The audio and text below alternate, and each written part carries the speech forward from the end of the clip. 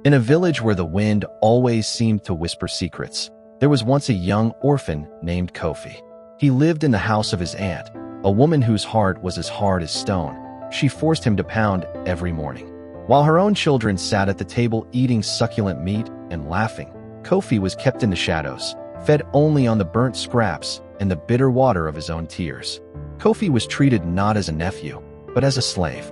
He carried the heaviest wood and walked the longest miles to the stream, all while the aunt told the villagers that he was a child of no value. But Kofi never complained. In the silence of the forest, he studied the herbs and the way the earth healed itself, nursing a secret dream that the aunt said would never come true. Many years passed, and the seasons turned like the pages of a book. The aunt's children, grown lazy from being spoiled, squandered their inheritance and left their mother alone in her old age. One evening, a terrible sickness fell upon the aunt, and no healer in the village could touch it. She was brought to the great hospital in the city, her life hanging by a single, thin thread. The head doctor walked into the room, his white coat shining like a beacon. The aunt looked up, expecting to see a stranger, but she saw the eyes of the boy she had once tried to break. It was Kofi. With the same hands that had once scrubbed her floors, he reached out to save her life.